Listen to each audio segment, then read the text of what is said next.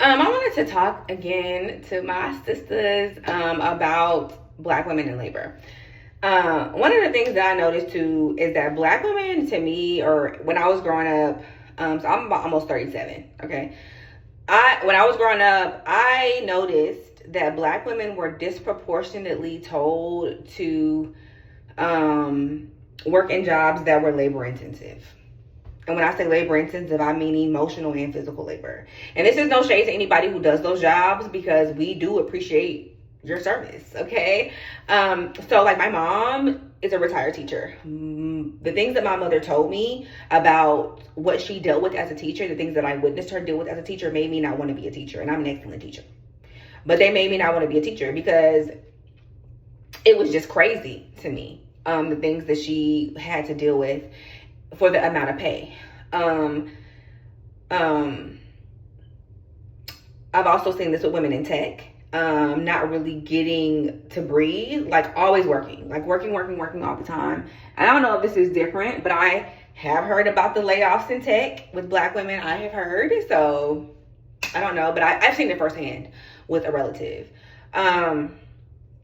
I have also seen Black women be pushed into nursing. Don't have a problem with nursing.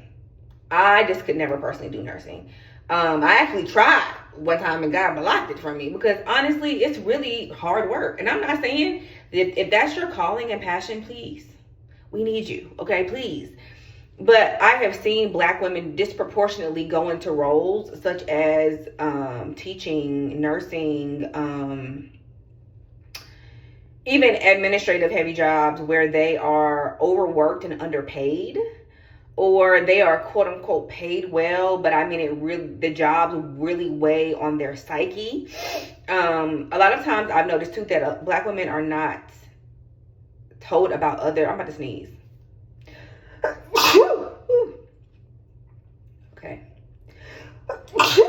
Okay. All right, they're not told about certain career paths that they can actually do that are not as hard, right? Doing research and talking to other Black women who I consider free has really taught me a lot, because I just was used to seeing again, we talk about this a lot with dating. Some tea right there. Talk about this a lot with dating, how, Black men saw their moms work so hard, right? And I mean, shit, as a Black woman, I saw other Black women work hard. I saw them work hard as fuck. And it's very deep for me because, again, I talked a little bit, y'all know I'm an astrologer. So I talked a little about this in the other video that I did, but it's really deep for me because I'm actually here. One of my generational curse jobs, generational curse breaker jobs in my bloodline is to break overworking and being underpaid, being the muling that Black women Black women still do at their job and in life. But I'm supposed to not do that. And I've gotten that message on multiple occasions from my ancestors, from God, from actual situations. And some of y'all, I be trying to tell y'all be like, girl, it's every job. That's God. Every job, it stress you out. I know you went to school for 6 years. You got a whatever, blah, blah, blah, blah degree. I get it. And you don't want to abandon that. You have student loans. You have children. I get that. And so this is not being dismissive of that at all. But you'll see, how like people always use the scripture of like, your gift will make room for you. I have seen people work in career fields where they were very highly degreed, had a D behind their name, MD, JD, DDS, something doctorate level behind their name, and they quit their profession. And of course, everyone said they were fucking crazy for doing that. And they quit their profession, and not only they quit their profession, they started something else. They started a business, right? And they actually ended up making more money, or being more successful, and or being happier, and some of their health problems went away because they stopped doing that particular job. And it's like, again, I said this in my last video as well. Like, millennials, we've been sold a dream, like, because the world changed while we were growing up. And so the jobs and the security that we thought were going to be there from going to college, it's not there, right? And as the world is continuously turning, it's not going to be there. Like, it's not going to be there. And so it's like, okay, what do we do? And there are people who, at this very point in time, they are fucking panicking right now. This is not the time to panic. This is the time to put boots on the ground, as they say in that song, and to really call up your ancestral wealth that you are not only owed, but you also deserve, and it's also your birthright, right? It's time for you to tap into that. And some of y'all are not understanding that part of the reason why you keep getting fired, or you keep having problems, or damn, I went to school all the way to be a pharmacist and I hate this shit. It's because you're not supposed to be doing that. I get it. I can only imagine what type of lessons you may have because you did all that goddamn schooling and you did all of this stuff. It's kind of like getting a divorce, you know what I'm saying? You know, put in all this fucking effort and now you gotta chunk the dues. I get it. I'm not saying that there isn't a grieving process with that.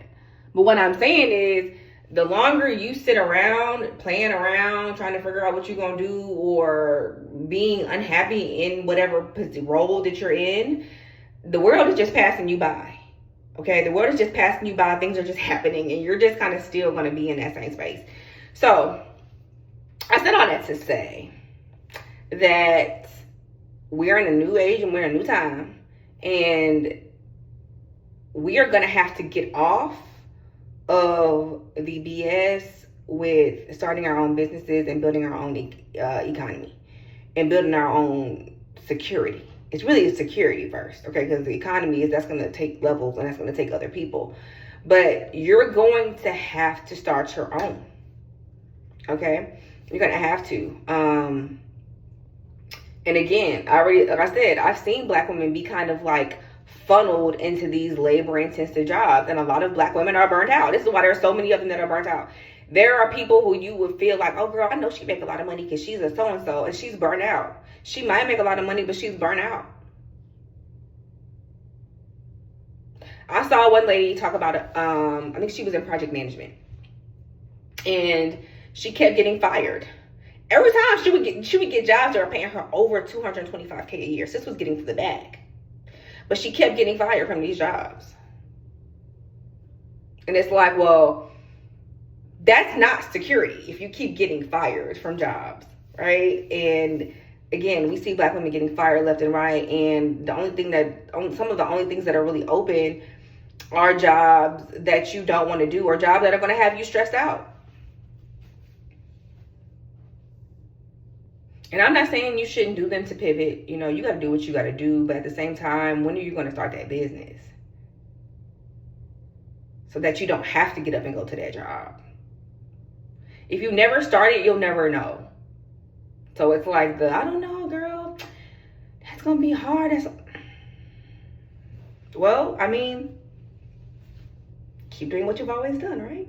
Okay, well, next week, I'm going to be teaching a course entitled Labor to Legacy, and this is to help women shift out of staying in these raggedy ass jobs that y'all hate.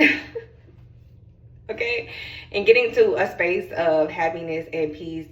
How to start your own business. We're going to talk starting the business credit, spiritual practices for your business, government contracting, marketing, all of the things. So I hope to see you there.